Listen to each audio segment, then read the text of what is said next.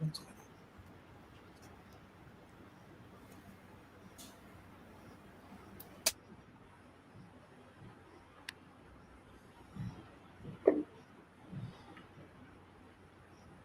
I think we should start. Hello, everyone, and welcome to this webinar organized by WWF India in association with our partners here from Wildlife Institute of India, Madhya Pradesh Forest Department, Central Zoo Authority, Salim Ali Center for Ornithology and Natural History, and Bombay Natural History Society. As today is International Vulture Awareness Day, we are celebrating it to acknowledge and appreciate nature's most efficient scavengers. Those are the vultures. On this day, right now, we are here to learn about the importance of vultures and the threats faced by them. So now I would like to invite Mr. Ravi Singh, CEO and Secretary General of WWF India, to give the welcome address here. Rinkita, thank you very much. Good morning, everyone. Rinkita, just confirm to me whether the audio is okay. Yes, sir, you're audible. Okay, thank you. I welcome everyone who's on this group today and logging in for this seminar on vultures. As Rinkita mentioned, today is International Vulture Day, Vulture Awareness Day, and it's a great honor that we have all come together to look at this particular important aspect of conservation of vultures. I'm particularly, and in the beginning itself, I'd like to convey my thanks and appreciation for the partnership and the support of the Madhya Pradesh Forest Department, WII, SACON, BNHS, and CZA, organizations in themselves which are lead organizations across all of Asia, perhaps even globally. And with their direction, we hope to, and with the direction and support, we hope to make progress on vulture conservation. Vultures, as you know, are referred to as birds of prey. And I think I don't want to go into definitional issues here, but the decline that we have seen in vulture populations in the last 2 decades, even before that, from 1990 onwards, I think some of the species we saw up to 97% decline in populations, some recoveries, but this has had a major impact on the environment in terms of, and we all understand, the feeding of carcasses, both in domesticated cattle as well as in the protected and other forest areas. And we know that through the work of BNHS and others, that diclofenac was pointed out as being a prominent chemical that was causing the decline. At the same time, my government from 2006 has taken steps to ban the drugs and to reduce the amount of the use of these drugs in the country. And in 2020, MOEFCC developed an action plan for vulture conservation. These are directions which show the care with which India looks at some of these issues. Sometimes we may feel these are being delayed, but once this goes into the grid of a planned strategy, things it begins to change, and over a period of time we will see there will be an effective input as far as this is concerned. And on these aspects, I expect that our colleagues, particularly from BNHS and WII, will elaborate on these aspects more. I think India needs to also help and monitor, support, and where possible, take lessons from neighboring countries who are taking steps to ban the use of these drugs, and also in the Himalayan region to see how better conservation is possible of vultures that occur there.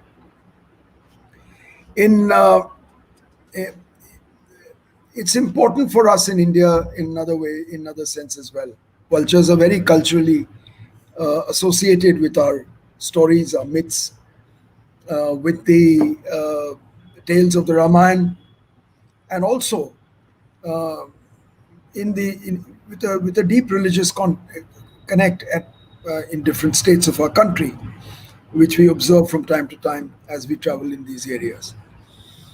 I can say that over a period of time, uh, for many years, one drove in large swaths of northern India without seeing a single vulture. That is slowly changing. It is not changing sufficiently, but certainly driving out in Madhya Pradesh, driving out in Rajasthan, and particularly in some parts of the desert, we see this change happen. It is more than what I used to see in the past. And at a time when one goes back to the time when I was in, I'm talking about the 70s and the 80s, when our skies used to be filled with different birds, vultures amongst them. And our trees, our tall trees in Delhi used to be housing nests of vultures deep in the city. And this was a common occurrence. Of course, we want to see this come back. And with the assistance and help and the support of the partners I mentioned, we will go and take it forward. I think we need to associate this issue, this endangerment, the threat, with communities, both in the small cities and towns, and certainly in the villages and the peripheries of our protected areas. Uh, Improving monitoring and the threats faced by vultures, improving the monitoring of these issues, nest monitoring during breeding seasons, which I've seen happen effectively in some parts of Madhya Pradesh, Panna, parts of Satna. These are areas that one has personally seen, but also in the Tarai, and in Assam, where there have been changes and there have been certain. We see some improvements in populations as a result of that. We'll be talking about a launch of training programs, and hopefully, with this, we can deepen and improve the quality of what we are doing in terms of interventions in the field. Once again, I thank all of you. It's wonderful to see old friends here. I particularly look forward to the experience and the practical happenings from Dr. Vibhu Prakash. And I look forward to the addresses with our other colleagues and partners.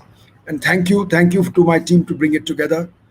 I hope in the coming months and years that WWF India, in partnership with BNHS and others, can step up our work on vulture conservation. Thank you, Rinkita.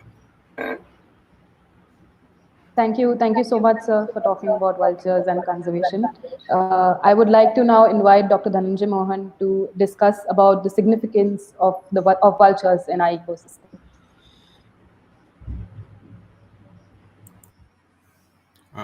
Thank you. Thank you very much for inviting me today. Let me thank WWF, particularly Dr. Ravi Singh and Divakar, for inviting me on this very important seminar. I think we don't need to talk much about the vulture decline. Everybody knows it. I think before the vultures started declining, we were hardly talking about decline of birds in India. And this was perhaps the first set of species which made us realize that birds can actually decline in India also. And thanks to the early effort by the long-term monitoring by BNHS in Bharatpur, that we could get some numbers also. We've been extremely weak in numbers when it comes to birds, particularly, even in other taxa. But in this case, yes, the numbers were there. Some numbers were there at least. And we could say that the vultures are actually declining in a somewhat scientific manner. And that is what I think in the 90s, the talk gained momentum and everybody was talking about it. I remember the number of people interested in nature, number of people interested in birds wasn't as high as it is today. But nonetheless, it was a reasonably big mass. And I remember in somewhere in mid-90s, there were talks, debates that vultures are crashing, and it was very evident because it's one of the most catastrophic decline of a very prominent bird. It was not a bird hiding in the forest. It was a bird which was there, intimately linked in the man-modified landscapes, and that is why the decline also was very easily visible. I still recollect when we used to enter Delhi in the 80s, for example, and there were vultures all over. I mean, sitting on the top of the buildings, on tall trees, breeding, nesting. I remember in the 80s, even in places like New Delhi, I remember around UPSC, there used to be, where we used to go to write exams, there were enough vultures around, big, and they're such conspicuous big birds. Of course, a little ungainly and not very popular birds that way because of their feeding habit. Of course, that is what makes vultures very unique. And the ecosystem, I mean, again, this is very well known that the critical role they play in the ecosystem. I think we can go back in our to our books of biology in the middle school, wherein the role of scavengers was highlighted, and how they help in controlling this disease spread in our ecosystem, and that way help all other taxa.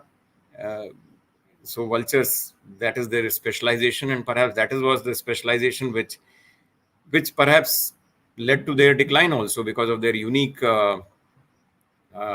anatomy and digestive systems, that they got particularly vulnerable to the drugs that finally were identified as the main reason behind their catastrophic decline, the NSA drugs.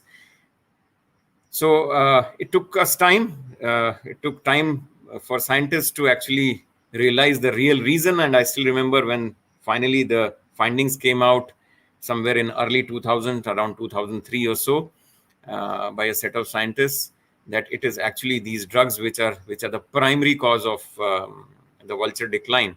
And it's really heartening to see the way the governments reacted. I think in a very short time, the main causal drug was banned, and I think vultures have become, in a way,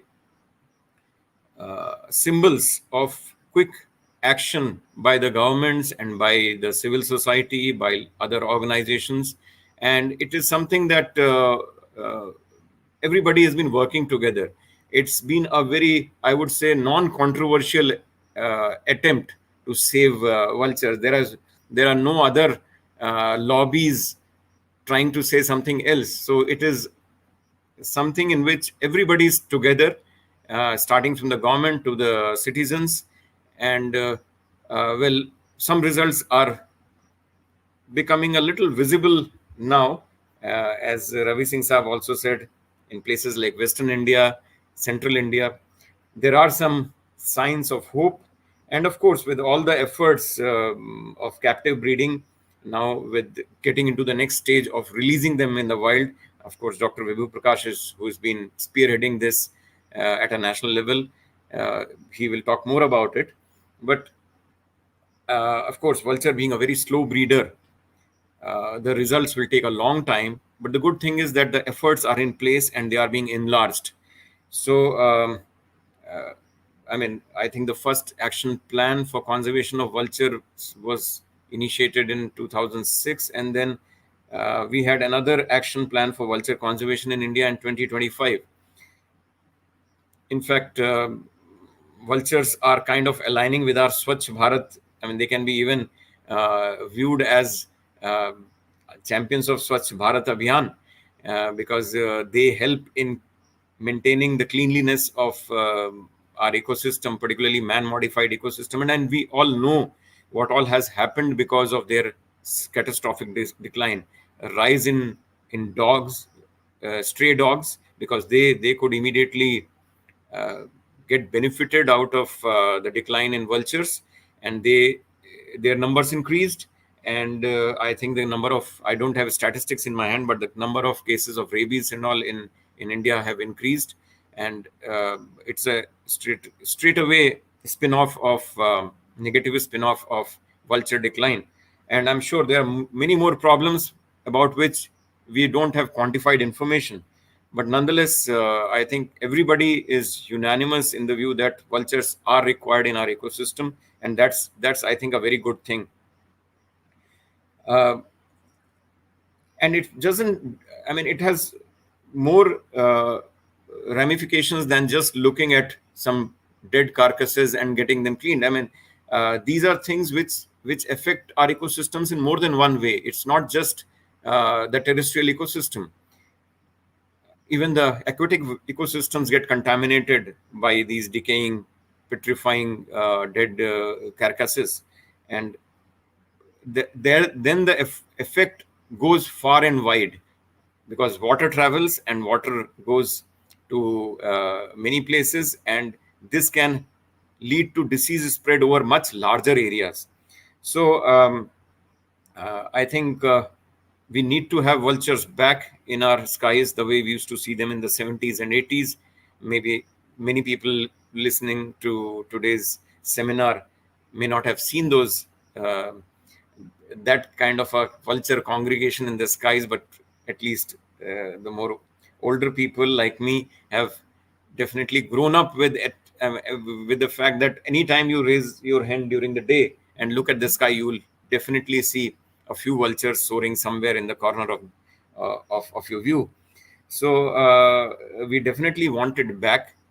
Maybe it may never come back to that level ever again, because lifestyles have changed. And if you look at some of the, I don't know if such kind of a mapping has been done, but if you look at vulture decline and presently if you map vulture distribution, I think it will have a very strong relations with the more traditional kind of lifestyle, more traditional kind of agricultural practices. That is where we'll see more of vultures. And when we talk about Western India and Central India, I think these are places where you have still a reasonably traditional way of livelihood of, of particularly of the rural population of India, unlike places like Western UP, Punjab, Haryana, where there's the agriculture has developed and modernized, and making use of all modern techniques and tools and chemicals and fertilizers. So these are the places from where I think the vulture decline has been far more stark and catastrophic.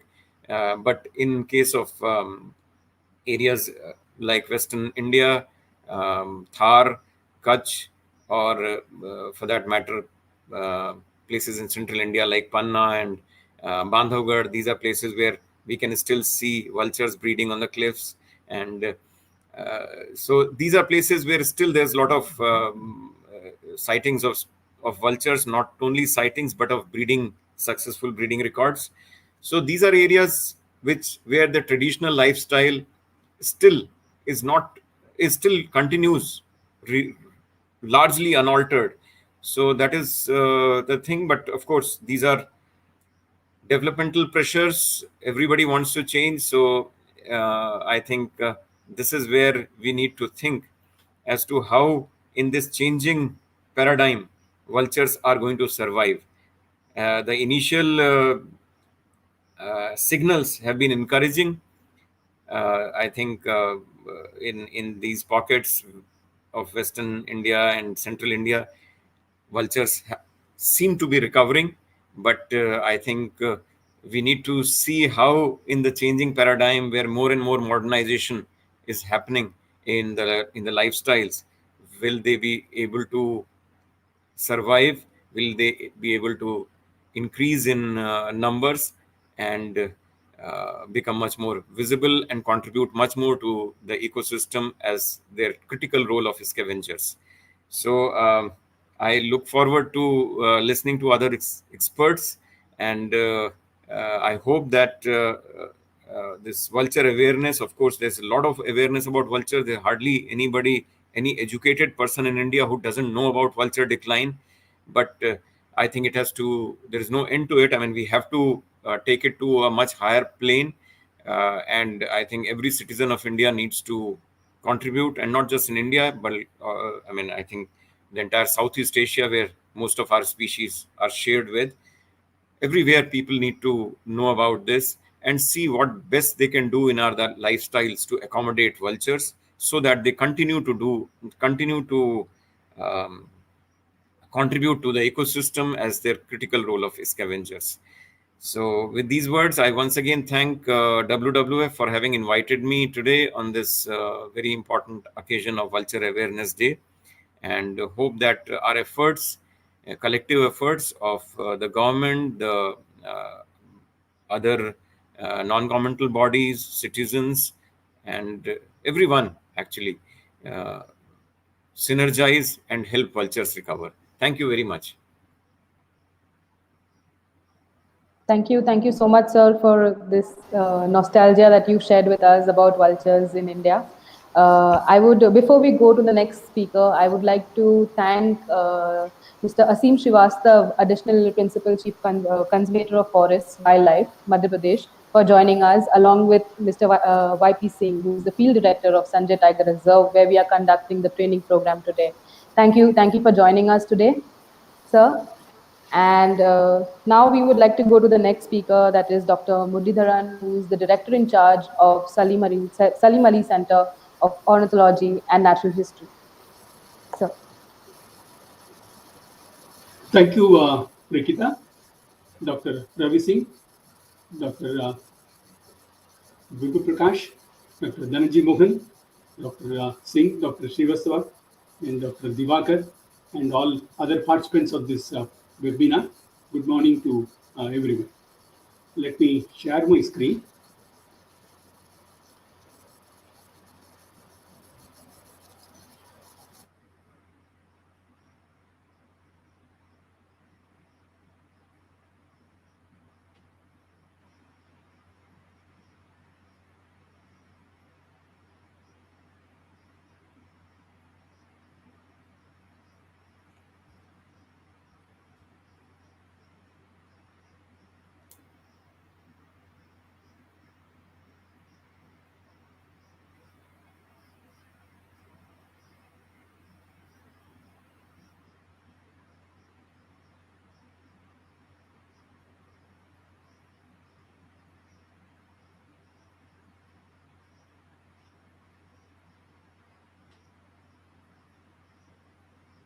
Sir, you are on mute.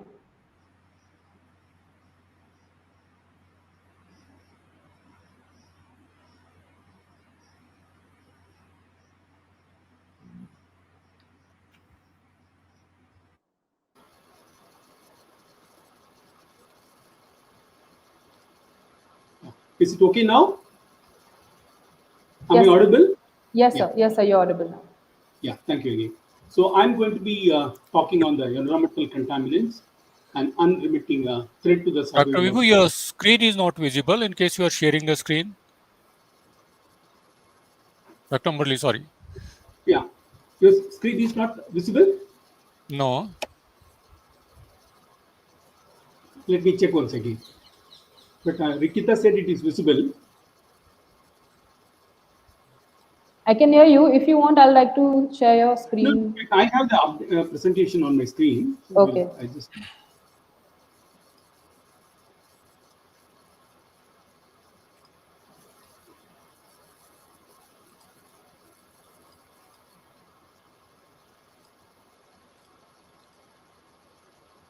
Is it fine now? Is it seen? Yes, sir. Rikita? Yes, sir. Yes. Yes, yes, we can see it. Yeah. Thank you.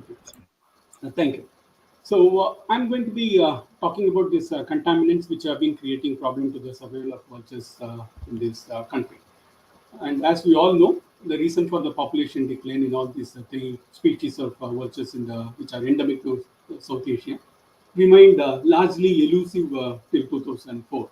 I remember when we were in Bharatpur with Dr. Vigu, the early 90s, we started seeing decline in population. Those days we were little worried, and also we were little not equipped at all in a sense that as to what could be the probable reason. But at that point in time, the only solace was that we had just then seen a large number of SARS screen dying. And then that also we had taken a lot of time to understand as to what it was. By the time we came out with a chemical responsible, it was almost 3 years after we started seeing the decline in SARS population in Bharatpur. So with that kind of background information in mind, we initially thought that it could be pesticide poisoning. But in 2004, when Dr. Lindsay Oak's findings proved very clearly that diclofenac was the culprit chemical, it was a rather rude shock to the conservationists in India, because we were never having that kind of mindset to believe that contaminants could create problem to birds in this country, though such information were largely available in the sense that well established in the Western world. So till today, if you look at in Indian context, the ecotoxicological research pertaining to wildlife and then again specifically to birds is has not received the due attention it ought to receive. And in that particular context, if you look at, SACON has been working for close to 3 decades towards understanding the impact of environmental contaminants on birds in this country. In this context, I would not be, in the sense that I would make a mistake if I don't acknowledge or rather give the credit to SARS, which became an eye-opener to us in mid-80s when they started succumbing to pesticide poisoning. So with that, I would say that I began my career as a processed ecotoxicologist to understand this situation in this country. So we started looking at pesticides, polycyclic aromatic hydrocarbons, polychlorinated biphenyls, so also heavy metals, and last in the list was non-steroidal anti-inflammatory drugs. So particular reference to NACIDs, which are going to be the major components of my talk of today, we looked at about 14 drugs like ketoprofen, nimesulide, ending with the carprofen and indomethacin. So these are all the 14 chemicals which we have looked at.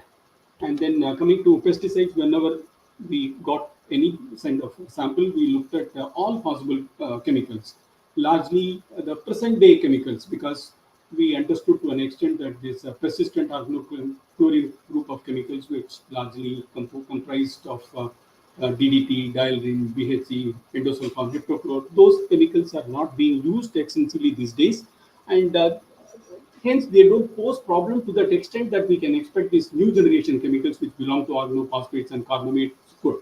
Nevertheless, we have been looking at around 55 chemicals in any sample that we receive in our lab.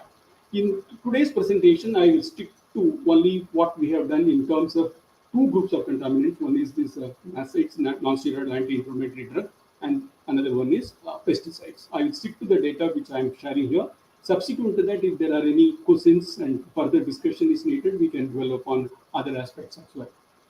So between 2011 and 2019, if you look at, we received 53 whiteback vulture and 12 Himalayan griffon in our, and also 2 long-billed vulture in our laboratory.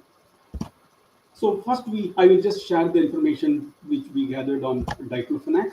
So this particular slide shows as to where all we did receive from, largely from Gujarat, Tamil Nadu, Assam. So this particular aspect of diclofenac between 11 and 14, I'm going to be sharing the data that we gathered on 44 individuals. So the data very clearly shows that up to 68% of reduction was found in the overall tissues that we looked at. We looked at different tissues like kidney, liver, gut content in both the species of vultures, and the concentration was quite high. And then if you just look at the highlights, as I said, up to 68.75% of whiteback vulture had diclofenac, which ranged between 62.28 to 272.2 nanogram per gram. So out of this 14 whiteback vulture had diclofenac in kidney, which was in toxic range. So with that, we could confirm that these birds died because of diclofenac. To support our analytical finding, we also had this post-mortem finding, which very clearly showed, as you can see it on the screen, the uric acid deposits on the viscera, particularly on the kidney and liver, which very clearly indicated that these birds had died because of diclofenac. And among the Himalayan griffon vultures, 75% of them had diclofenac in the range in the range of 139.69 to 411.73 nanogram per gram. So the takeaway message of diclofenac as of 2014 was diclofenac can continue to kill vultures even after its ban in India for veterinary use. That was in 2006. The ban of diclofenac should be further strengthened. So the veterinarians should be encouraged to use meloxicam, the only proven safe alternate as of 2014 was available to treat the domestic cattle in the entire distribution range of vultures. So this was the publication that we brought out in the Bulletin of Environmental Contamination and Toxicology, particularly reference to this 44 individuals. Then between 2017 and 19, we had again another set of 21 vultures which came from Gujarat, Maharashtra, and Tamil Nadu. And here, if you just look at the vultures that we received from Gujarat, of the 13, we recorded diclofenac in one, and again residues of meloxicam in one vulture. Otherwise, rest of the vultures did not have any other residue of any other acids. Incidentally, those tissues were also screened for pesticides, and we could not record any chemical at a higher level indicative of any pesticide poisoning. But nevertheless, with this we can understand, if, with the small sample size, we may be misled, we may be biased, but then the message is that diclofenac appears to be showing a declining sign, in the sense that detectable level of diclofenac was coming down in concentration. Then now of late we understand that there is yet another non-steroid anti-inflammatory drug, which is nimesulide, appearing to be posing new threat. So we just looked at the 4 samples that we received from Sandan, Gujarat, so also wildlife sanctuary from Gujarat in 2019 January, and then again in 2019 October. These 4 birds we screened for a set of pesticides and also 14 non-steroidal anti-inflammatory drugs. Incidentally, none of the pesticides that we tested was in level detectable, plus even the low levels were not in the toxic range. Of all the drugs that we tested, only nimesulide was detected in all the tissues, which ranged up to 1,495 nanogram per gram, which clearly indicated exposure to nimesulide. And visceral gout was also observed in all the 4 vultures during the postmortem, which was something exactly similar to what we used to see with diclofenac poisoning. So the residue of nimesulide in the tissues with symptoms of gout indicated that the vultures died due to nimesulide poisoning. So at this stage, without any further thought, we can say that can we bring a ban on nimesulide? So that is what the recommendation that we would come up with.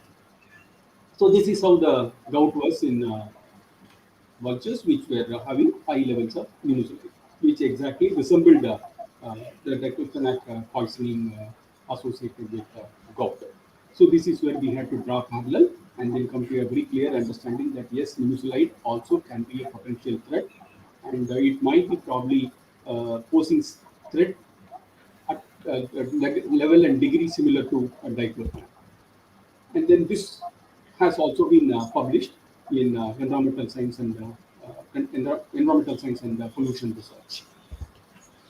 And then we also checked whenever we had these samples in our lab, as I referred earlier, all. And then of all this, if you look at in terms of the toxicity, aceclofenac, ibuprofen, flunexin, and carboplatin are also expected to be creating toxicity. But then these drugs, we did not record their residues in any of the tissues that we tested.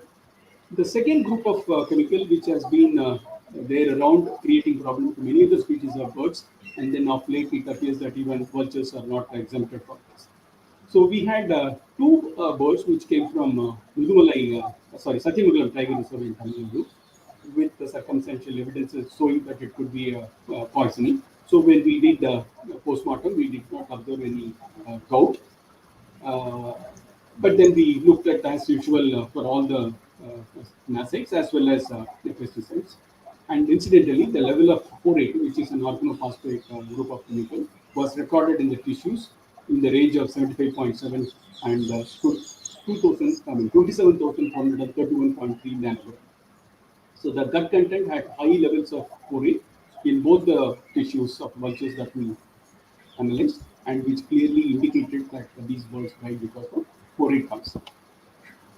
Apart from this, we also have got information on the mortality of birds in some parts of Assam and West Bengal, which we did not receive the samples in our laboratory. This is roughly about 80 90 birds, and people working in the field would know better, but then these are the information that we could collate from the information which is available in the public domain. This appears to be little worrying, in the sense that when we are preparing ourselves towards handling the problem posed by diclofenac or even mucilide, this pesticide problem appears to be a kind of insidious problem which pops up here and there, not only on vultures, even in other species of birds. With specific reference to vultures, we can't afford to lose this penny, and then again because of poisoning. If this is what is available for us to see, what might have been the actual situation is anyone's guess. The same thing with other diclofenac samples that vultures that we received in our laboratory are only minuscule percentage of what had happened in the lab, sorry, in the field. So with that in mind, we need to definitely step up. We, as I said earlier, we also have been working on other contaminants. We looked at metals, but then in this case, we recorded high levels of lead.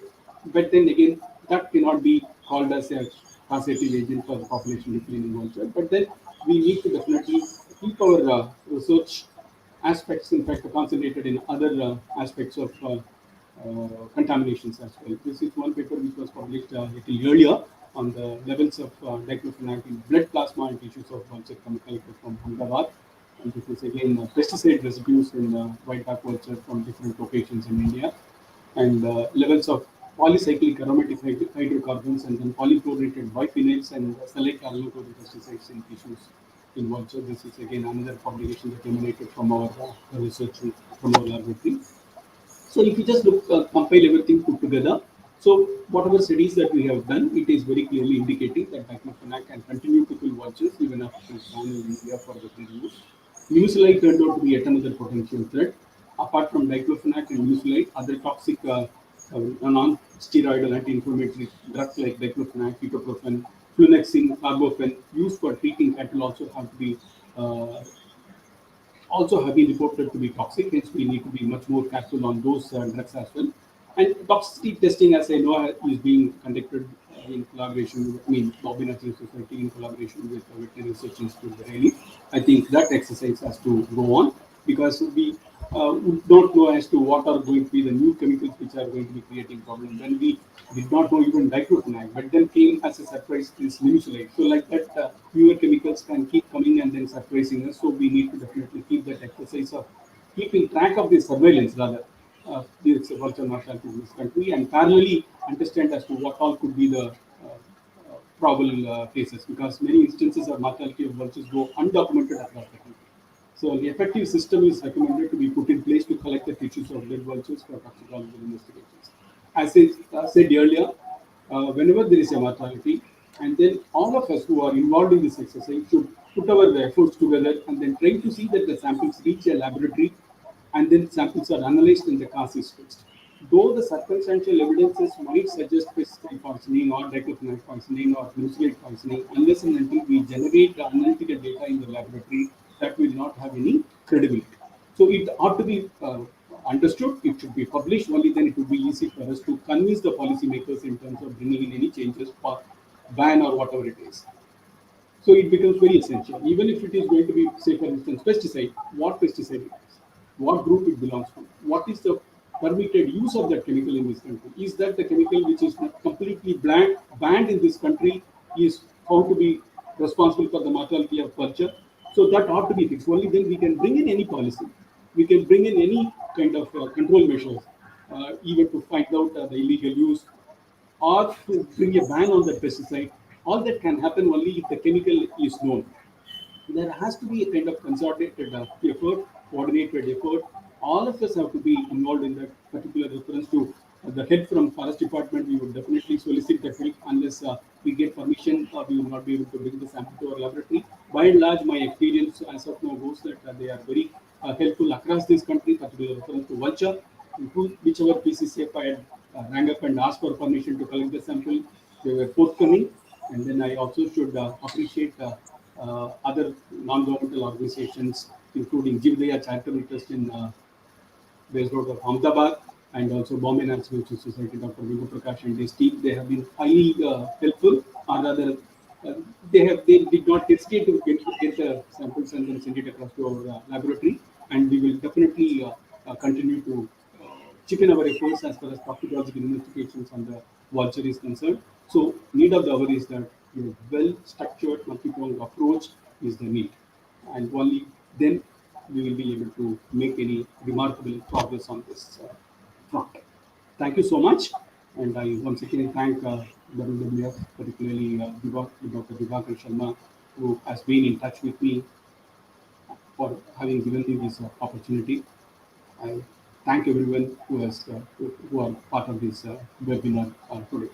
Thank you. Thank you. Thank you, sir, for summarizing such technical information for everyone. I would like to request other experts to adhere to the time because we have limited time and today. So with that, I will like to invite Dr. Vibhu Prakash Mathur from BNHS to please talk about captive breeding of vultures. Thank you so much, Rinkita. I will just share my screen and I'll.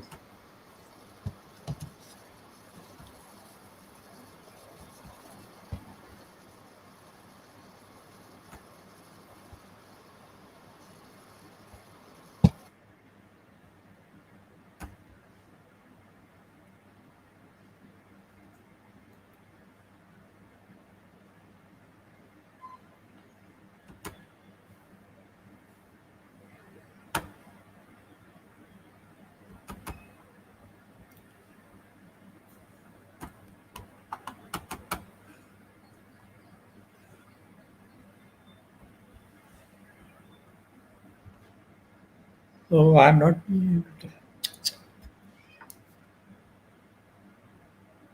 share screen. Just at the bottom, Dr. Vibhu, Yeah, there is a share.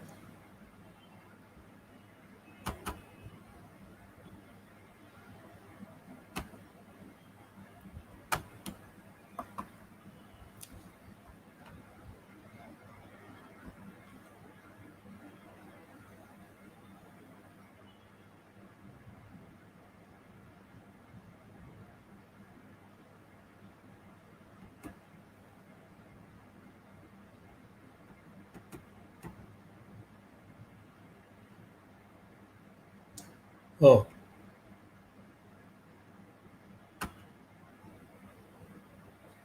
something wrong.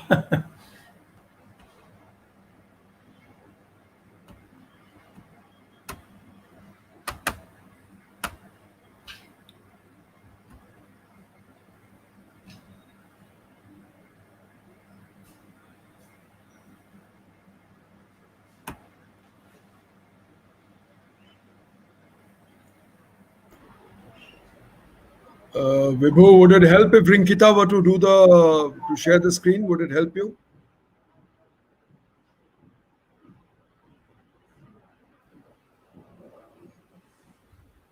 he hasn't shared the slides, sir, so he said that he would manage it. Well, he's gone off the screen I now. think, yes. So,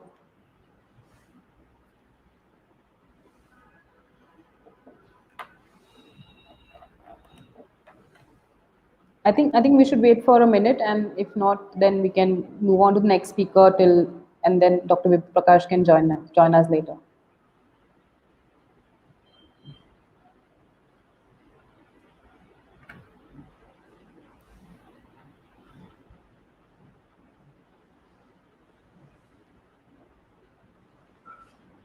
Rinkita, why don't you go on to the next speaker and we can ask Yes. Vibhu to come back? Yeah. Yes, yes. Till Dr. Vibhu Prakash comes back for the presentation, can we have Dr. Devendra Kumar from Central Zoo Authority to talk about vultures? Yes, ma'am. Good morning. Am I audible? Yes, sir. Okay. Thank you. Thank you. I'm just sharing my screen. Yes, sir.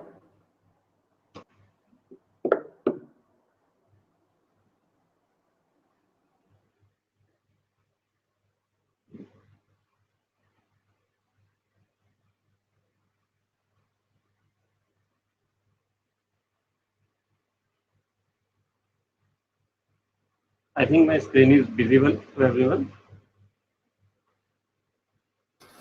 Rinkita, can you No, please sir. confirm? No, sir. Oh, yes, it's coming online, sir. Yes, sir. It's visible So, good now. morning, everyone, and thank you, WWF, to provide me opportunity to share the role of Central Zoo Authority in ex situ vulture conservation. Uh, just a brief about the Central Zoo Authority. Central Zoo Authority was created through the amendment of Wildlife Protection Act 1972 in the year 1991, and a separate chapter 4A was added to the Wildlife Protection Act for the establishment of the authority, and uh, accordingly the Central Zoo Authority was established as a statutory body under the Ministry of Environment and Forest by the Government of India in 1992, and to oversee the functioning of youth in India and to provide them technical and financial assistance, plus plus improve the upkeep and veterinary standards of the Indian zoo through best practices of management and bringing education and awareness among the people. And the vision of the authority was to strengthen the national efforts in conservation of biodiversity of the country, particularly the fauna, through the ex situ conservation linked with in situ practices. And objective is to enforce minimum standards and norms for upkeep and healthcare of animals in use, and also at that time to control the mushrooming of unplanned and ill-conceived food. So the function assigned to the authority under the Wildlife Protection Act are many, but one of the assigned function which is related to today's talk is to identify endangered species of wild animals for the purpose of captive breeding and assigning responsibility in this regard to zoo or zoos. So I'm skipping other functions. Also here I want to mention that other function is to ensure maintenance of studs that will help in the pedigree record and genetic variability of the animals and the conservation breeding programs, of which vultures are very important. So background and introduction, I think all the previous speakers have told that vultures are very common in the country in 1980s, and there is a sudden decline in 1990s and 2000. Approximately 95% of population was declined in the country, and probable cause is the diclofenac medicine drug use. And here in the picture, you can see the 9 species of vultures found in our Indian subcontinent. And this is a chronologically sequence of the conservation of the vulture in the country, including ex situ conservation, which was initiated right in the year 2004. And Central Zoo Authority is always the part of such programs, conferences, and also implementing the decision taken into these important conferences and seminars towards the conservation of vultures worldwide. However, the Central Zoo Authority is playing an important role in the conservation breeding of 3 critically endangered vultures by creating a sequence of items.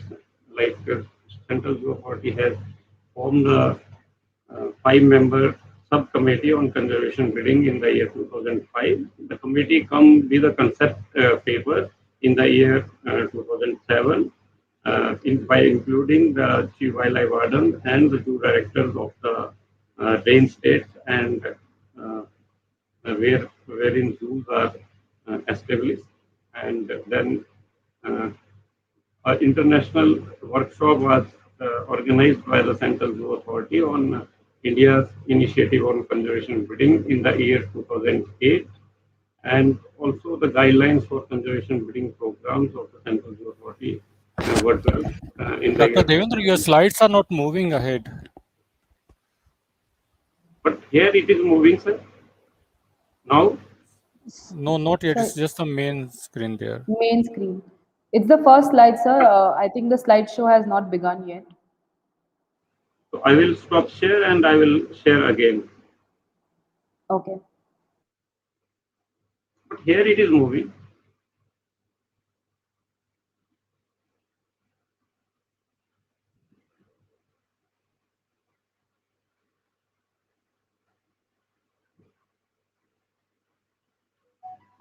No. Now, We can see your Rinkita? presentation, sir. Can you just click on the slideshow button and then it will start? Yes, I have already clicked on the slideshow button. No, sir, it's not moving. Here it is moving. And now it is moving. It is Now, moving now now, it is. but Now on it the is main moving. thing only, not as slideshow, but kindly use it as Slideshow. Okay. So I am here basically. Okay. Yes. Can you click the slideshow button on the right corner bottom? But I think then it will Yeah. not again move. Now it is moving. No, sir. So I think it will move only in this mode only. Now, Yeah, I think you will have to just keep scrolling it like that. okay. So the Central Zoo Authority in the year 2006 has identified 73 species for undertaking the conservation breeding program, and 26 species, as shown in the right side of the slide, were prioritized for the program of display conservation breeding program, and vultures are on the top priority number 2. And criteria, there are different criteria for selection of the priority list, that is global distribution of species, distribution in India, IUCN status, Wildlife Protection Act status, number of animals in the captivity, and vulture falls on the number 2 after pygmy hawk. So Central Zoo Authority has decided to go for the conservation breeding program of 3 species: the long-billed vulture, slender-billed vulture, and white-backed vulture. And as the Conservation Breeding Center, Pinjore, was established quite back by the Bombay Natural History Society in the year 2002. So, keeping their expertise in view, they are selected as coordinating zoo for the species, for all these 3 species, and they have 2 more centers with them, but the Central Zoo Authority added 5 participatory zoos for going ahead with these programs, and financially supported the establishment of these 5 centers, which are at Sakarbagh Zoo, One Vihar National Park and Zoo Bhopal, Nehru Zoological Park Hyderabad, Nandan Kanan Zoological Park Bhubaneswar, Odisha, and one is outside the zoo, that is Bhuta Wildlife Division, and provided 41 lakhs to each of these centers for their creation, and also technical assistance by organizing workshop and hand-on training to all these centers were done by the Central Zoo Authority. So these in total, there are 8 centers for the conservation breeding of these 3 vulture species, and this is situated in Pinchore, Rajabhatka of West Bengal, and Rani. These 3 were run by the Bombay Natural History Society, and Bhopal Center was established by the Central Zoo Authority, and there is MOU between um, Zoo, State Department, State Forest Department, and BNHS. However, the other 4 centers are looked after by the zoo or their state forest department, like Bhutan and all these facilities are created with the financial and technical support from the central authority. So these are the locations of all 8 centers where in Pinjore, Haryana is the coordinating zoo and participating zoo. Coordinating zoo has a role assigned of preparing a conservation breeding and species recovery plan along with the help, taking help from the participatory zoo. In the year 2011, Central Zoo Authority, in collaboration with Women Natural History Society, has a workshop in Pinjore, and the outcome of workshop is in the form of working manual that is developed by this Pinjore Center, wherein the vision and objectives and targets of the breeding of vulture was decided, and accordingly, the Central Zoo Authority helped to achieve this target by like when these all centers were established and start functioning, the Central Zoo Authority also held workshops in Bhubaneswar, Odisha, yes, Bhubaneswar and Hyderabad, and developed a format for common protocols and to take up the conservation breeding program ahead. And you can see the format is here also available on the website. So that uniformity should be there in achieving the aims. And in the meantime, also again financially supported the Nandankanan Center by adding more aviaries, and similarly financial support was provided to the Bhopal Devendra, Center. sorry to intervene. If you could just keep the time in mind, please. Yes, sir. Yes, sir. Just Thank you. 3 minutes more. So, coordinating meetings for different species, including vultures, were also coordinated by the convened by the Central Zoo Authority in a periodic fashion, and a meeting was held in the year 2014, and the result of the meeting is in the form of proceeding uh, with major recommendation. Again, this is with the help of BNHS, of course, Dr. Viru Prakash and Kita was also there at that time with BNHS only. So, so there we have fixed some recommendations like genetic diversity of founder population should be determined at every center, birds should be sifted, and 25 pairs of F1 generation should be kept at the center, like that, and F1 generation could be released in the wild. So we make a 2-member committee for giving recommendation on the shifting of the birds from one center to another center to increase their mating means mating pairs.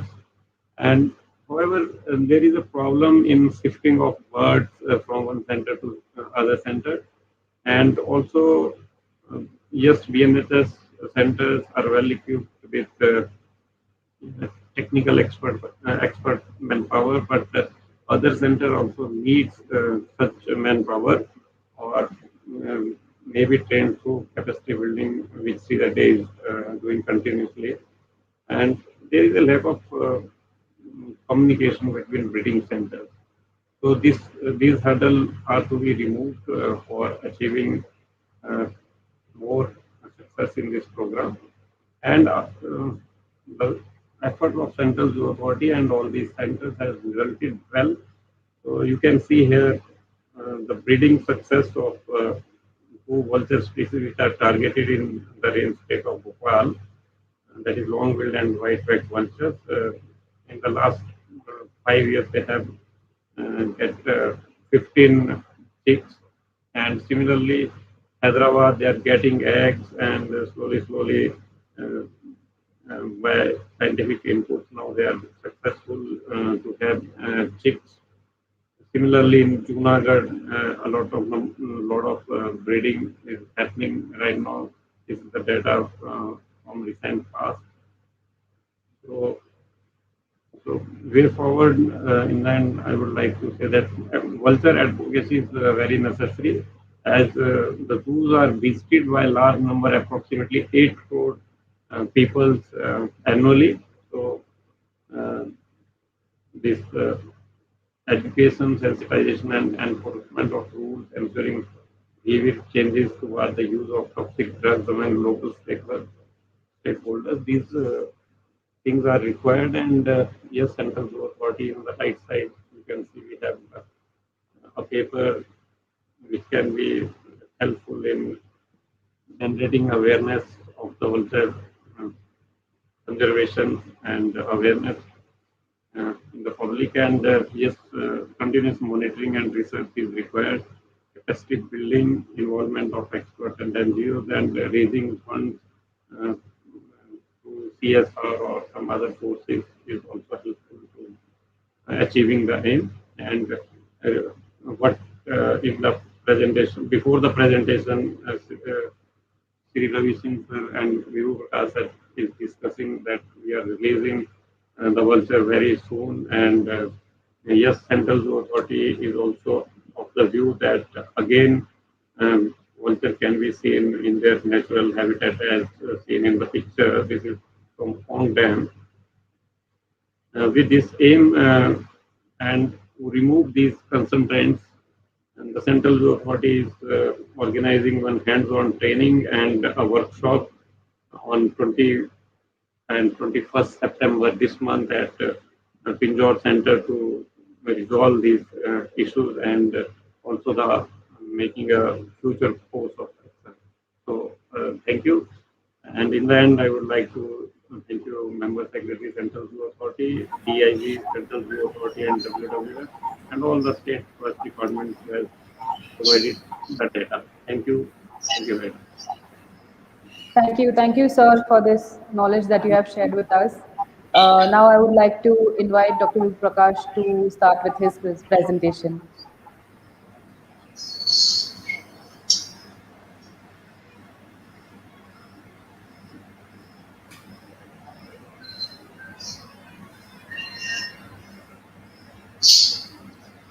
कहो कहाँ है window? Window क्या चाहिए? इसमें नीचे में है sir, नीचे। हाँ मेरी बच्ची शेयर स्क्रीन है वो ऑप्शन। हाँ हाँ बड़ा ऑप्शन है उसमें वीडियो फाइल है शेयर स्क्रीन। हाँ शेयर स्क्रीन पर क्लिक करियो। हाँ स्क्रीन शेयरिंग टिप्स है। हाँ गया। आगे शेयर स्क्रीन पर क्लिक करियो। हाँ किया। हाँ हाँ मेरी बच्ची entire screen window Chrome tab third option है सर। हमारा एंटायर स्क्रीन सिलेक्टेड है सर। हाँ हाँ हाँ एमएलसी विंडो पर जाओ। हाँ विंडो पर तुमने एक विंडो दिखा से जेवा प्रेजेंटेशन है sir.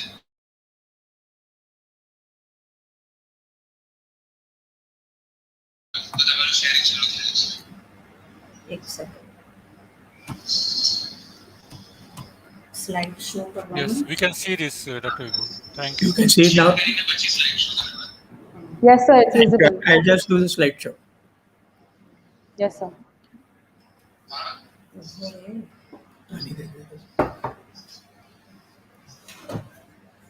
Thank you so much, Rikita, and I'm grateful to WWF, especially Mr. Ravi Singh and Dr. Divakar for giving me this opportunity to talk to you on vultures. So my talk is on the vulture conservation breeding program of vultures. But I will be, before I do that, I will tell you a bit of background why we started doing conservation breeding, because conservation breeding is not the best of option for saving any species from extinction. And we are from Bombay Natural Society, and we have never kept birds in captivity. But when the problem of vultures came there, and we found that vulture conservation breeding was one of the very important conservation action which we have to be taken to save the vultures from extinction. So I will give you a big background first, and then I'll tell you what we have been doing in vulture conservation breeding program.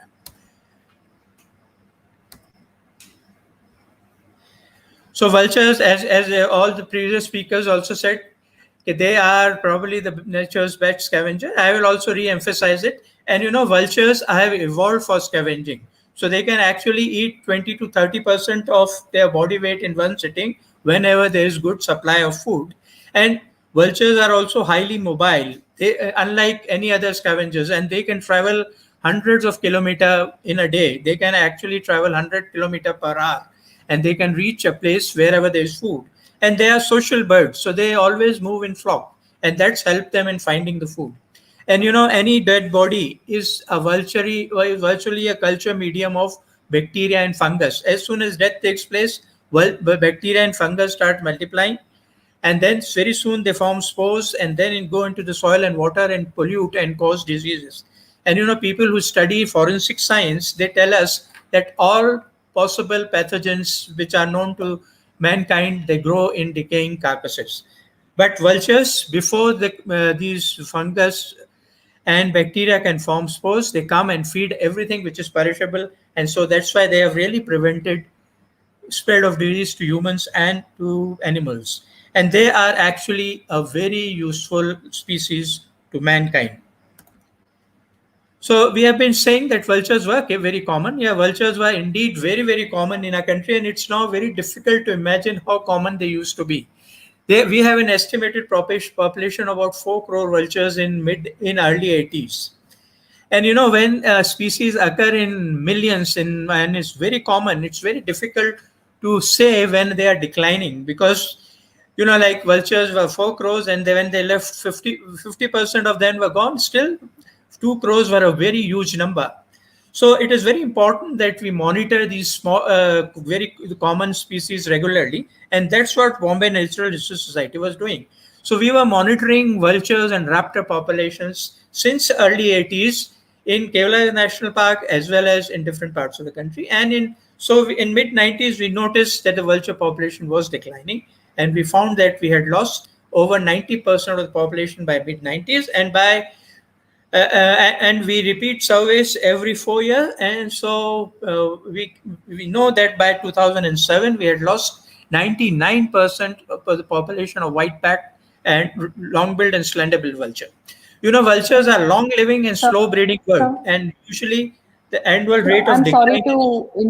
I'm sorry to intervene, sir. Your slides are not moving. The slideshow has not begun yet. Oh, I don't know what to do now. Maybe you can just scroll the left corner and take it one by one from there then. Vibhu, just scroll the corner on the left. But I'll try to do that. Yeah. Yes, sir. Thank you. Thank you. Thank you. Oh, sorry about this. I'm not very good at technology, as you can make out. And vultures by 2007, we had lost 99% of the population of vultures. And this was based on the surveys we carry out all over the country every 4 years. And vultures are slow breeding and long living birds. So usually the adult mortality rate is just 5% annually. And that is the normal mortality rate. But we were looking at a mortality rate of over 40% for white-backed vulture and over 15% for long-billed and slender-billed vulture. And when mortality rate goes over 5%, the extinctions becomes a possibility. So we were really looking at a possibility of extinction of these species. But fortunately, because of conservation action taken by 2012, we realized that the population of white-backed vultures has stopped declining, and it was increasing a bit, but the long-billed was still declining. So when we knew that the vultures were declining in mid-80s, we started collecting the dead vultures, and when we opened them up, we found that they all had a visceral gout. That's a condition when there's a kidney failure and the uric acid cannot be excreted out, so it gets deposited on visceral organs, and vultures will die of dehydration. So 96% of the vultures we collected across the country in India had visceral gout. And while we were working in India, where American scientists were working in Pakistan, they had similar results, except that they also found that all the vultures which had died of visceral gout also had residues of diclofenac, a non-steroidal anti-inflammatory drug. So when they found that out in Pakistan, we also looked at samples which we had stored in Pinjore in our vulture care center at that time, and we found that all the 96% vultures which died of diclofenac of visceral gout had diclofenac in them. So it's a very clear evidence that diclofenac was killing vultures. But when we came to know that diclofenac was indeed killing vultures, we didn't believe it, because we know that in our country we have a huge cattle population, over 50 crores or something, but most of them are not treated. 60% are just stray and are treated by home remedies.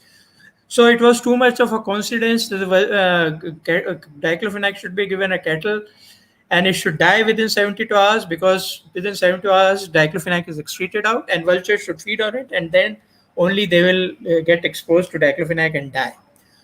So we took help of Professor Green of Cambridge University, and he told us that if less than 1% of the carcasses had diclofenac, it could cause this kind of crash in population. And this was based on vulture ecology, how far they fly, how often they eat, and all that.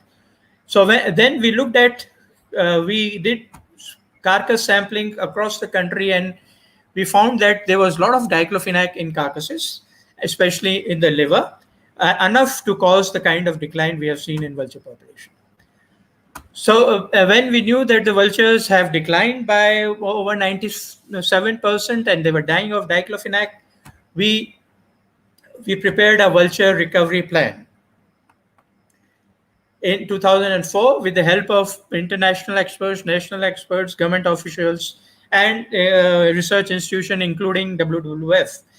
And the important recommendations of this action plan were to have the important recommendation of this action plan was, one was to ban the veterinary use of diclofenac. Second was to identify a safer drug for cattle, because diclofenac was an extremely useful drug for cattle and it could give relief within 15 minutes. And then it was also suggested that we should set up a conservation breeding program. So conservation breeding program is not, as I said, it's not the best of options, but it has saved a lot of species worldwide when their conditions were not secure for them in the wild. For example, Californian condor, when only 21 birds were left, and they did a conservation breeding program, and now they have over 425 birds. So we know that conservation breeding cannot bring the kind of vulture population which we had earlier, but it can certainly give us an insurance against extinction, and vultures will not go extinct because of the conservation breeding program. So fortunately for us, Government of India was very quick, and they banned the veterinary use of diclofenac in 2006. And we also found out that there's we looked for but then very soon we realized that the vultures were still dying, and we found out that there was a heavy misuse of the human formulation of diclofenac in treating cattle, as human formulation was available as multi-dose vials. So fortunately, Government of India has now restricted the size of human formulation to just 3 ml, and this will certainly help in bringing down the mortality in vultures. So we also looked for a safe drug for vultures, and we found that there was a drug called meloxicam, which has never caused mortality in vultures or raptors across the world. So we safety tested it on our vultures, and we found that it was safe for vultures. And the meloxicam, as you probably know, it's a second generation drug with very few side effects. So we recommended to Government of India, which said that instead of diclofenac, meloxicam should be used for treating cattle. And so we have been monitoring the drugs in cattle carcasses across the country, and we now know that the prevalence of drugs have come down, and now less than 2% of the cattle carcasses have diclofenac. So it has been a great help. So as I said, we also found out that meloxicam was a safe drug for vultures and for cattle, and this safety testing we did with IVRI in Pinjore, and so we have recommended this to Government of India also. But unfortunately, we have now found that there are other drugs, as Dr. Murli also just told you, that there are three drugs which are definitely toxic to vultures, and it has been found. The studies have been done in other parts of the world. Ketoprofen, which is also a widely available veterinary drug, causes mortality in vultures, and it also causes kidney failure and visceral gout. And similarly, there is a drug called aceclofenac, which is actually a prodrug of diclofenac, which whenever is injected in the body of an animal, it gets converted into diclofenac within a couple of hours. And nemucilide, we have found vultures which had died of visceral gout, but they didn't have diclofenac, but they had nemucilide. It appears that nemucilide is also as toxic as to vultures as diclofenac is. So as you can see, there are so many threats to vultures still looming. So that's why conservation breeding program becomes a very important for the conservation of vultures, at least insurance against extinction. So we have also been working on saving, as I said, although we have lost 99% of the vulture population, but even 1% of population runs into thousands, and it is found in different parts of the country. So we are trying to protect this wild population also by creating vulture safe zones in wherever they are. Primarily, we are trying to make sure that there is no use of diclofenac in this country. We are also working in Bundelkhand, which is just outside Panna and close to Bandhavgarh and all, where is a huge vulture population, but there is a huge cattle population also, but there is a high use of diclofenac in that area. A recent study done by NCF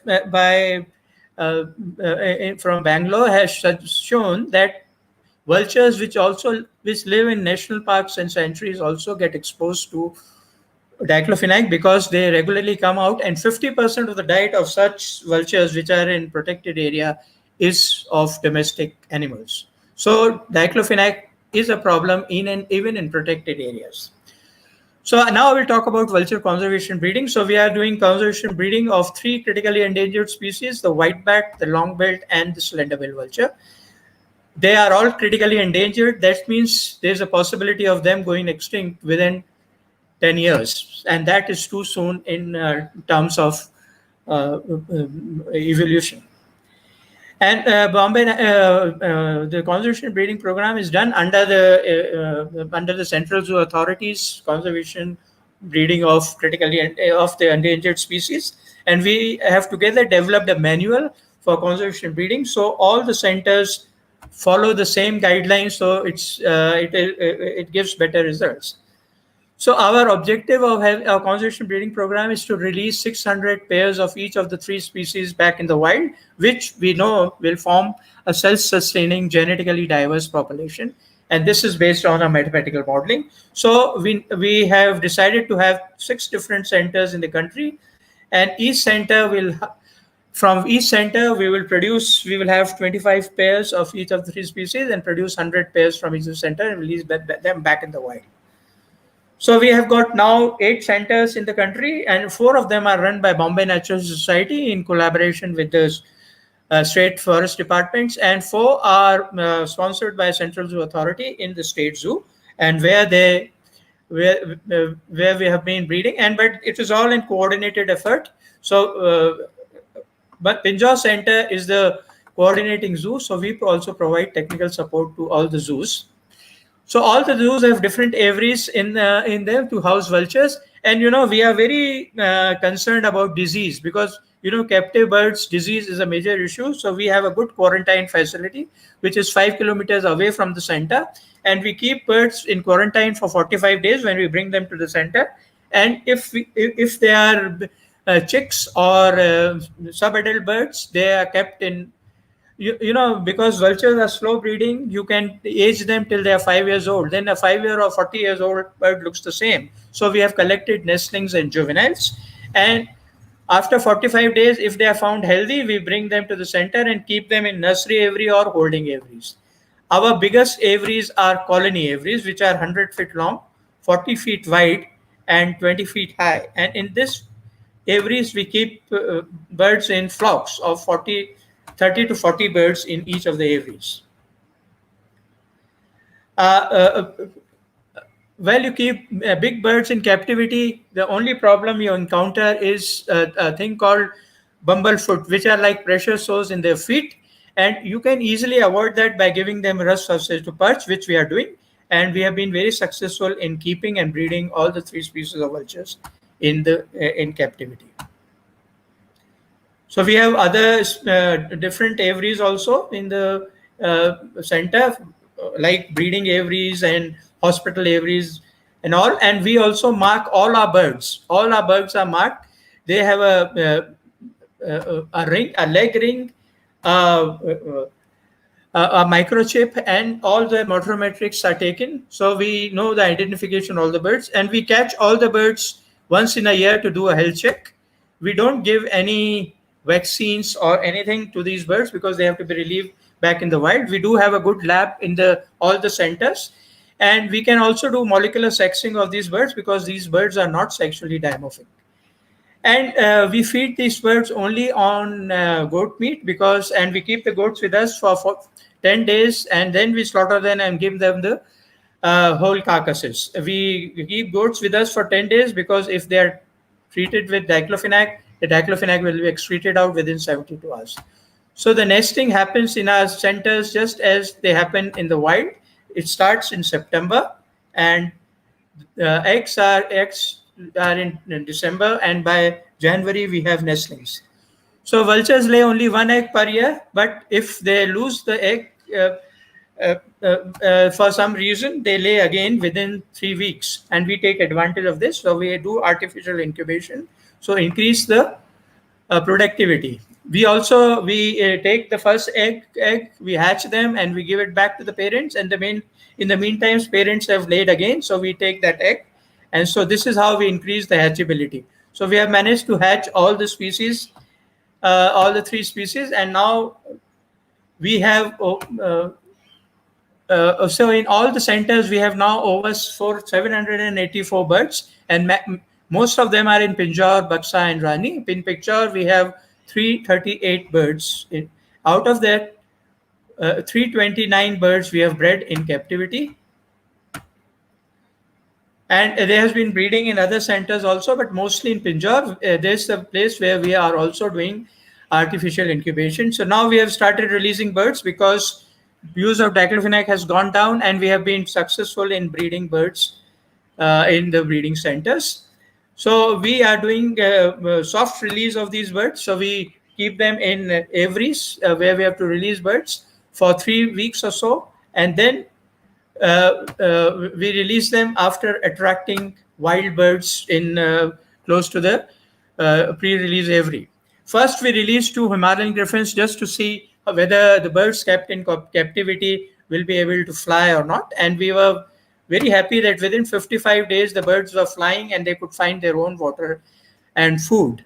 So now we have started releasing the critically endangered white-backed vultures in captivity. So we have released 8 from Pinjore and 10 from Rajabad Thawa into the wild. And so far, we have not had any mortality due to diclofenac. And these are the tags which we have put on the vultures. They are a few of them are satellite tags, and a few are GSM tags which work on mobile phone technology. And we put them as a backpack. So, and we had put dummy tags first to find out whether the backpack have any impact on the vultures or not. And we have been, and they do very well. Even birds with tags have bred, so we have no problems. So before releasing, we monitor the vulture population in the wild. We also monitor the food availability. We also monitor the drug availability and make sure that the toxic drugs are not available where these vultures are being released. And we are quite hopeful because meloxicam is becoming very popular. Diclofenac use is going down, but the problem is of nimesulide and aceclofenac. And so for that, we are doing intensive advocacy and awareness with the authorities. We are also monitoring food availability, and we found that there's a lot of food, but hardly any vultures or other scavengers to feed on that. We are giving a lot of importance to advocacy and awareness. We call drug controllers and animal husbandry department officials to a center to show them what we are doing, and that makes a very big impact. And we also call the frontline government officials and forest officials to show them what efforts are being done. And this is what we have to say. And we are not alone. We have a lot of help and support nationally and internationally. MOAF is our biggest support. RSPB has been supporting us right from the beginning. We have got money from Darwin Initiative for survival of species, and we get technical support from International Center for Birds of Prey, Zoological Society of London, Indian Veterinary Research Institute, and Wildlife Institute of India. Thank you so much. So, I'm again sorry for this technical glitch, which I cannot do much about it. Thank you Thank so you. much. Thank you, sir, for this talk. Again, however enlightening all the time it is very interesting. Now, with this, we are going to invite our delegates from Madhya Pradesh, the Forest Department, to launch our training programs for today, which will continue in helping vultures. So, the first initiative that we have planned is the nest monitoring for training for the Forest Department staff there in Sanjay Tiger Reserve. So, and the second training session that we have planned today is we have a vulture count with the help of volunteers that we have invited, and with the help of eBird and Bird Count India, we will be having the second session in the evening for them. So, with this, I would like to invite Mr. Asim Srivastav ji to please talk about vulture conservation in Madhya Pradesh. Thank you, Rinkita. First of all, I wish to thank Dr. Divakar for inviting the Madhya Pradesh Forest Department officials in this very important webinar today. And it's our pleasure to be part of vulture conservation program, both in situ and ex situ in Madhya Pradesh. I would start very small presentation, which basically has some slides which are common to other presenters. So we'll definitely skip very soon and try to complete our talk in a very short period of time. But first of all, I wish to share very childhood memories when we were having pets, and we used to live in farmhouse in Balaghat district, and our pet dog used to see in the sky to the hovering group of vultures to find the location of the carcass, which the persons who were in the business of skinning them brought those carcasses in our field, few meters apart, and then they will follow them and reach the carcass and try to steal some of their portion to our house. So, but soon these all the scenes were fast disappearing, and we reached in a situation when vulture population declined so drastically in whole of India. So I would request now to please start the slide presentation and skip many of them. Please, Inkita.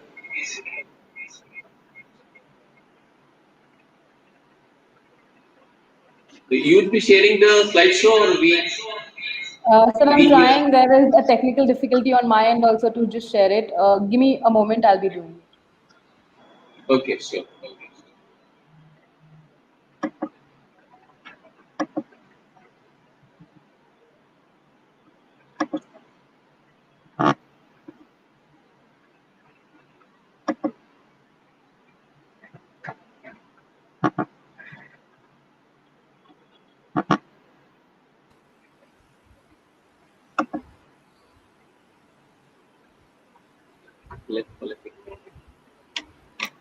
Is it visible? Yes, it's coming. Okay, so I'll just start sharing it. Is it probably being added from our side? Is it visible? Yes, yes, it is. Okay. No, we can see, but which one is this? We don't know. We can see the slide. You can see the photographs of vulture. Are you also sharing, sir? Then I can stop my sharing. Please stop your. We'll do it from here. Okay. Right. So it was Is it visible? No, not Please share yet. it. Rinkita, you share yours. I think that was coming up. Would it be okay? Sir, would it be okay if I share it? Let Rinkita share it. Yeah, Okay, Rinkita, please go Rinkita, ahead. you rather share.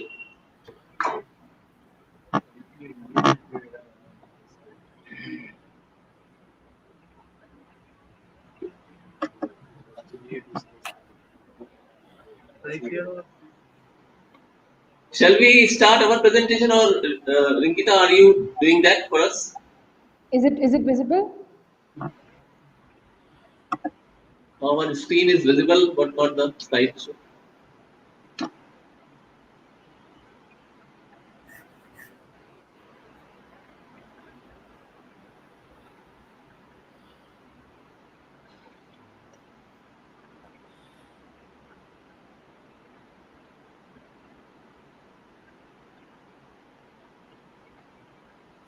slideshow मत करो, ये slide वाला है ना, वही दिखा दो।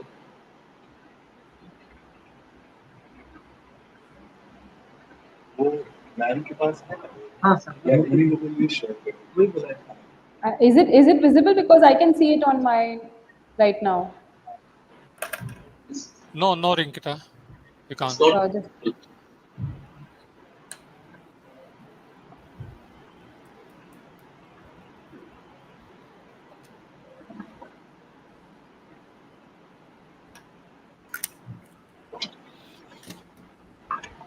Is it visible now?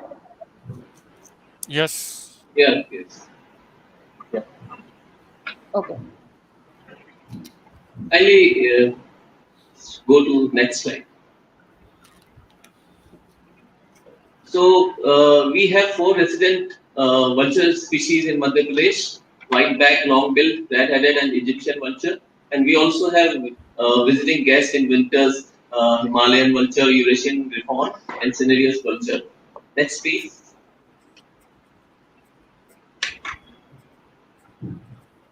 So our earlier presenter, Dr. Vibhu Prakash Mathur, and our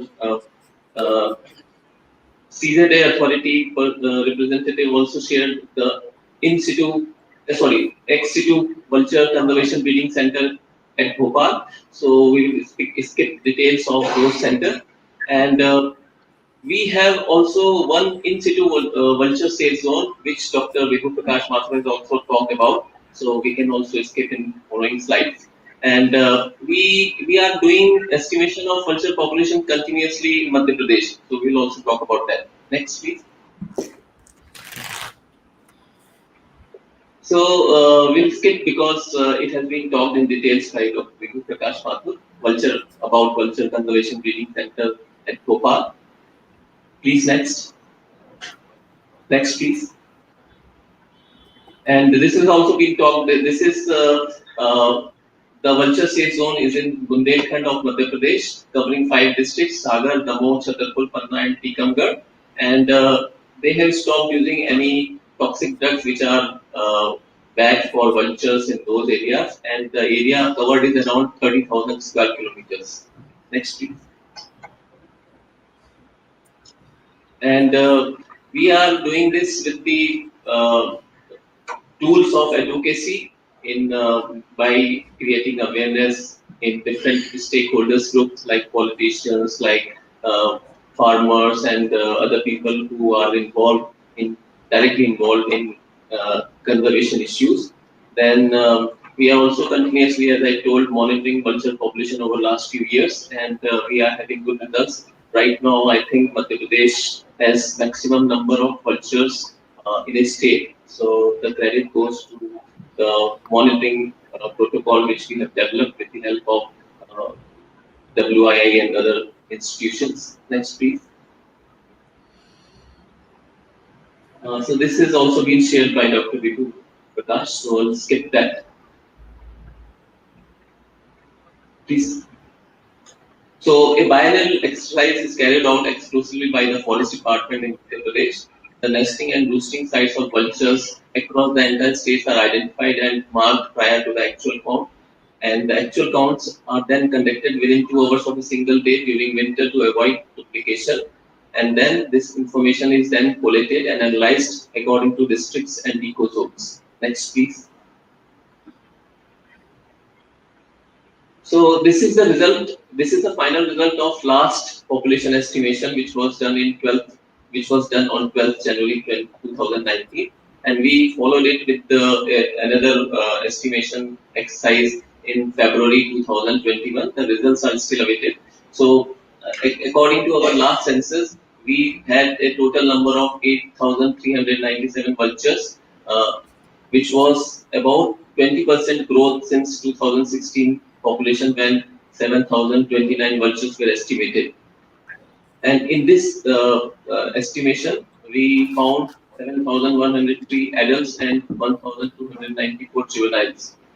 And out of these, 1,686 were white-backed vultures, 4,416 long-billed vultures, 126 king vultures, 1,917 Egyptian vultures, 162 cinereous vultures, 70 Eurasian griffon, and 20 Himalayan vultures were estimated during this census. Next, please.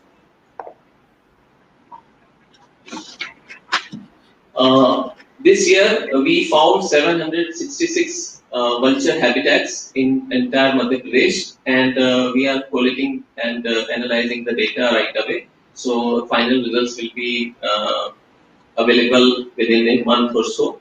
So, that will be shared when those are arrived. And these are the map of districts which have number of sightings of all vulture species in Madhya Pradesh. So, we have vulture presence in many districts of Madhya Pradesh. So, this is all what we want to share from Madhya Pradesh side. And for the specifics of CD district, I would request Shri YP Singh, the Field Director of Central Tiger Reserve, to share details of CD district.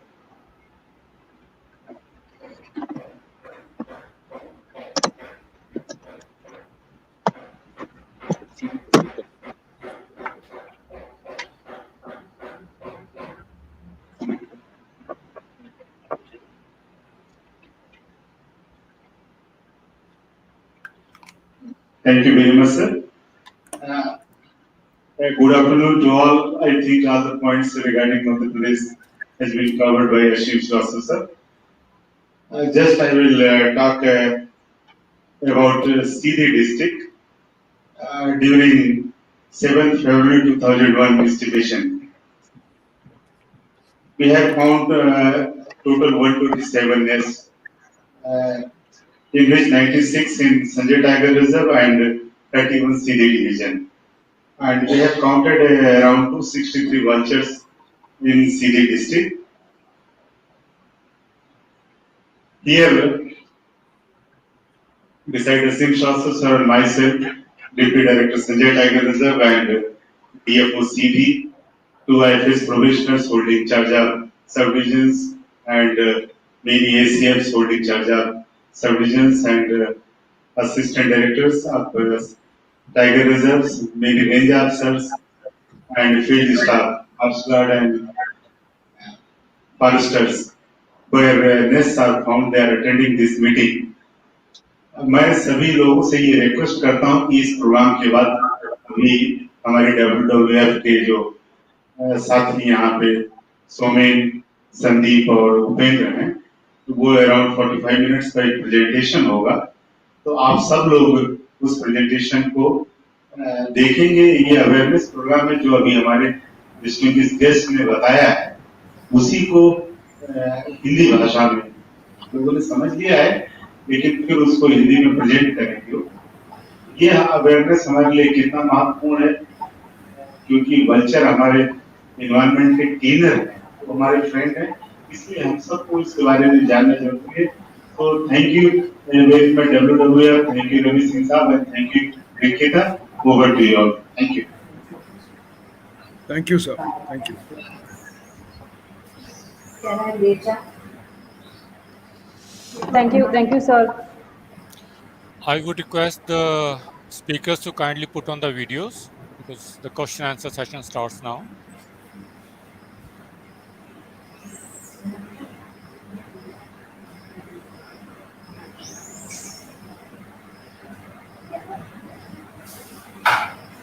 We have a few questions.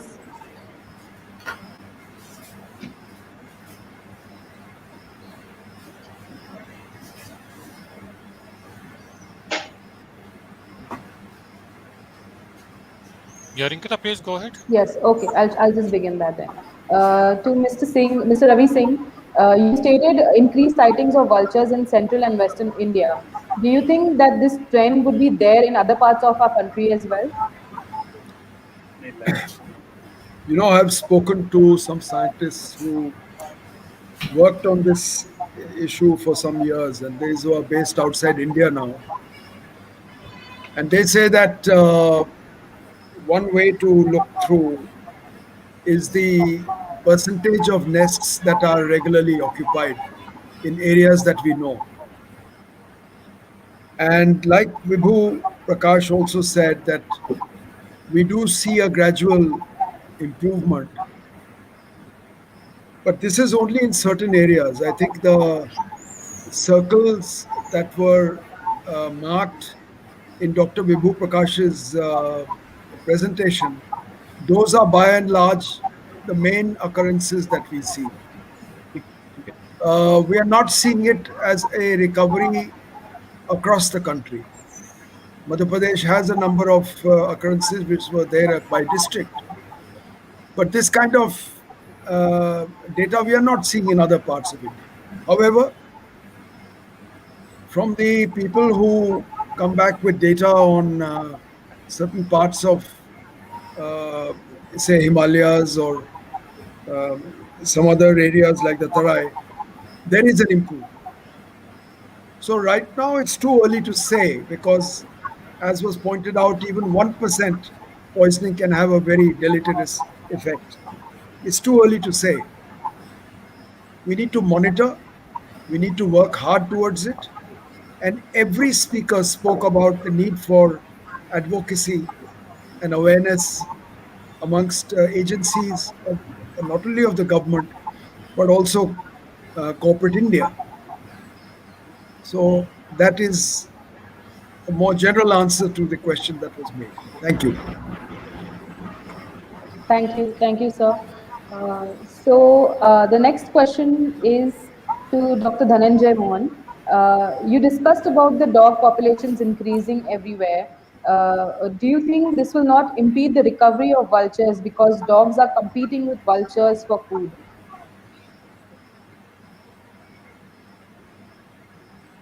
Hello, could you repeat the question?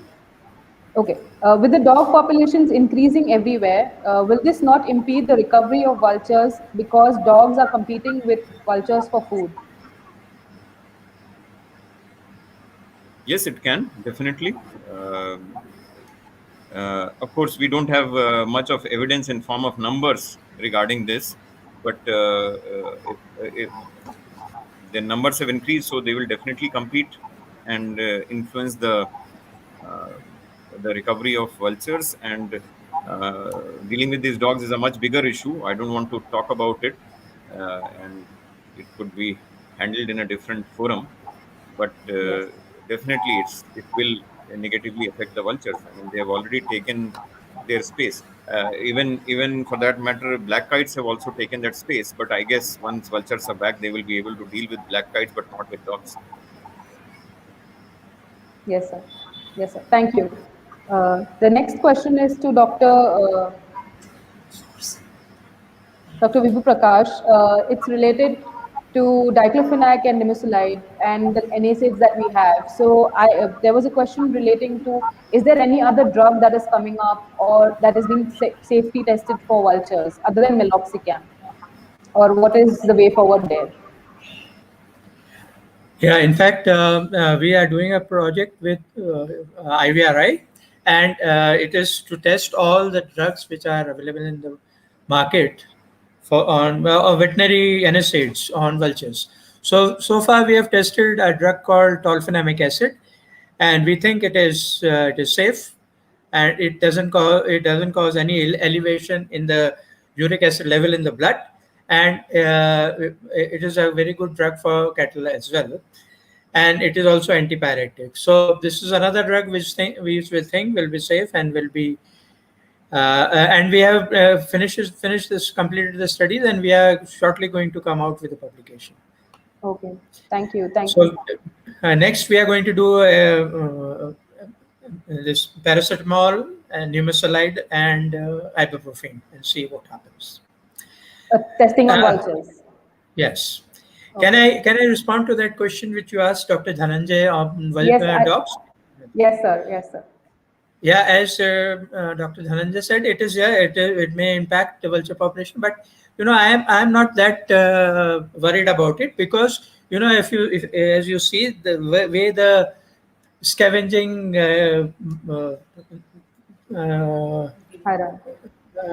things work, yeah.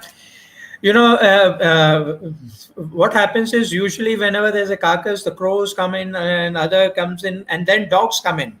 And dogs and crows and kites, they can eat very little, and they eat and then they get satisfied, satiated, and they will sit around it. And then the vultures come and they just gorge because they eat a lot of it. And and vultures usually come whenever they have other scavengers on it. The dogs are eating it, crows are eating it, on all that. And I tell you, when we were trapping vultures, we would lay out carcasses to attract vultures. And then first we will put good carcasses, and then dogs will come, and then they will eat up everything. So we would chase away the dogs. But then we started putting up big carcasses, and when crows will come, dogs will come, they will have their fill, and they will just sit around, and then only the vultures will come. So I think there is no competition as such between them. So there will be some impact because the population may go very high, but otherwise it should be fine. And because vultures are so highly mobile, they can move from one place to another very quickly and access the food. And they eat very fast also. Thank you.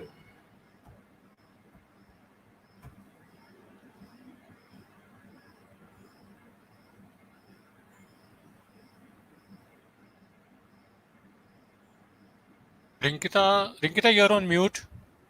Oh, I'm sorry. The next question we have is for Dr. Muralidharan, because of his presentation on nimesulide, there is a question suggesting that are we going to be having a ban on that also, like diclofenac in India?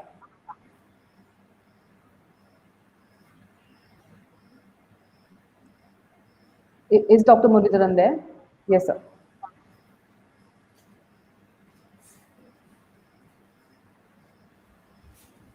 You're on mute, Dr. Murli.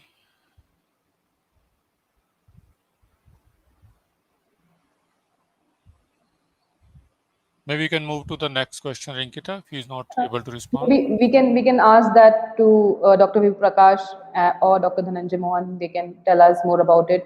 Are we suggesting for a ban on other drugs like nimesulide and aceclofenac and ketoprofen as well?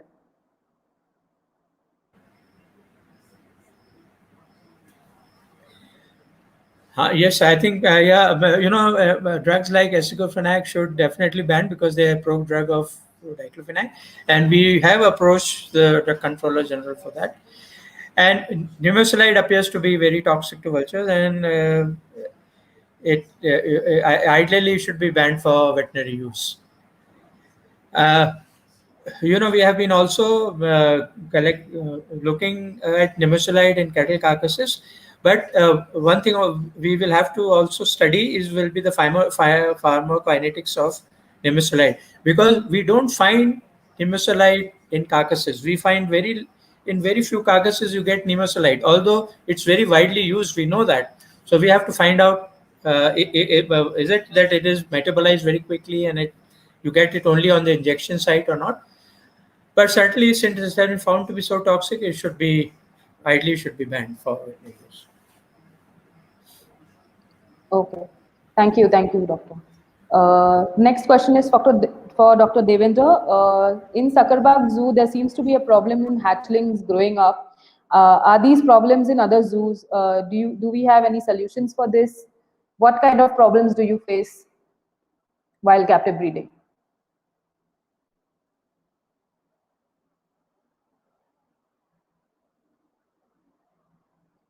Sir, you are on mute. I think meeting will go on, and the respective centers are also making their presentation. So they may better able to answer the question, or Dr. Bihu Prakash as a coordinator of this program would like to answer the same, sir. Yes, sir. Dr. Prakash? Yeah, I'm actually not fully aware of what is the problem, but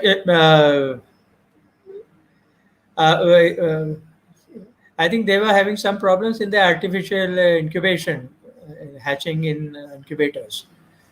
So I'm not really sure what exactly the question, so I won't be able to answer it. Maybe you could tell us about what kind of problems you have in vulture captive breeding of vultures. I mean, generally, what problems are there? The foot disease that you explained quite prominently. So, one issue that you have addressed, you know. Yeah, I think in conservation breeding, and especially when you do artificial incubation, you have to follow the protocols very religiously. Although it's not rocket science, but we have to be very careful of infections getting into the eggs, and we should know the right temperature where to incubate. And in chick rearing, the most important thing is feeding the chick. You can easily kill a chick by overfeeding. So you should be very careful how much food you are giving to the chick, and the total calcium requirement. A vulture chick, when it is born, it is just 150 grams, but by the time in 3 months time it becomes 5 kilos or so. So the growth rate is very fast, and so calcium requirement is very high. So we have to take that into consideration, and exposure to sunlight is also extremely important. And in any conservation breeding program, imprinting is a problem. So we have to make sure that the chicks, they are imprinted on each other, all the adult vultures, but not on humans. So you should have minimum contact with the chicks. So I think that those problems are, if they are addressed, then it's not a big problem. So, And yeah. I would like to sir, say that if all the coordinating or participating who have such issues related to breeding success, they can write to the CZA, and any audience who would also like to comment on this program, we have czda@nic.in. So we will take up these issues in our proposed upcoming meeting on conservation breeding of vulture at Pinjore on 20th and 21st September. And definitely a good decision will be taken up after discussing with the experts. I think this will resolve the issue. Yeah, thank you very much. There seems to be some issue at Rinkita's end, so I just take over for the last question here. So the question being asked is that will the awareness be enough for the conservation of vultures? There are doubts being raised that awareness alone may not be sufficient. And this question, Dr. Vibhu, because you mentioned particularly about the awareness and its role, so how would you, feel that awareness would be sufficient, or what else need to be done? Yeah, I think, yeah, as you rightly say, awareness, of course, extremely important, where everybody should know how important the vultures are and the problems they are facing. But the vultures have a very specific problem, and it's related to the veterinary use of various drugs. So our target should be people, those stakeholders which are involved in veterinary care of domestic animals, and the veterinarians. And it should be targeted advocacy and awareness program. We must be very careful in identifying who our stakeholders are, and then target them and give them the right kind of information, and tell them what we expect from them. In our experience, we know that a drug controller issues a notification saying that diclofenac should be banned and meloxicam should be used, or smaller vials should be used and all. But when you go to the straight drug controllers or the drug inspectors, although they have got the notification, but they are usually flooded with notifications. So the notification you are interested in is usually goes under the sac. So when you go and if you approach the drug controllers, tell them that this is what for you have come and it's so important, then they take uh, actions very quickly. And I think they are very, very sensitive, and this is what we have found in Madhya Pradesh. So I think this is what I said is targeted advocacy and awareness also. So you aware such people, and I think that will be very, very effective. I think thank you, and very well stated that whom are we creating this awareness for and to make it more effective. And I think this is the last question to Mr. Srivastava. So question is, among the threats being addressed, and one of the things that we have been talking about is creating the Vulture cafeteria or Vulture restaurant. So would you like to state something about that? How much efforts have been made in Madhya Pradesh creating Vulture restaurant, and how effective are they in providing safe food to vultures? Actually, we are in the very initial stages of developing any such facilities for vultures right away. But definitely, with the involvement of BNHS and WWF, we'll try to find locations where these type of activities can be started. And I am a firm believer that these type of initiatives will help in vulture conservation in areas where their densities are very high, because these are the places where we have very good number of vulture populations in Madhya Pradesh, like Panna, like Siti, like Bandhavgarh. So we will definitely consider developing vulture cafeterias in these areas. So far, probably we don't have any such facility in Madhya Pradesh. Thank you. Thank you. नहीं Yeah, है with ना this, the इनकी? question answer session is over, Rinkita. Yes, thank you. The question answer session is over and all the talks have been given. So right now I will like to call Dr. Divakar Sharma, Director of National Conservation Program in WWF India, to give the vote of thanks to all the delegates present here. Thank you everyone for talking about vultures today and giving and sharing with us all the knowledge that we have. Thank you. Thanks, Rinkita. This has been very good, interactive, and I think absorbing session today, talking about from the nostalgia of common observations of the how vulture populations have declined over time to the highly scientific analysis going into the reasons behind the decline. And I think in the limited period which we did extend because of the Yes. interest and knowledge that was being shared, this has been successful webinar. Thanks to all the participants and the panelists particularly. So first of all, on the behalf of WWF India, I'm grateful to the distinguished speakers who took out time from their busy schedule to share their knowledge and enlighten the audience. I'm thankful to Shri Ravi Singh, CEO and Secretary General WWF India, Dr. Dhananjay Mohan, Director WII, Shri Asim Srivastava, APCCF Wildlife Madhya Pradesh, Shri YP Singh, Field Director Sanjay Tiger Reserve, Dr. Muralidharan, Senior Scientist, SACON, Dr. V. Prakash, Deputy Director, BNHS, and Dr. Devendra Kumar, EMO from CZA, to be here to increase the awareness about vultures, their significance, and the threat being faced.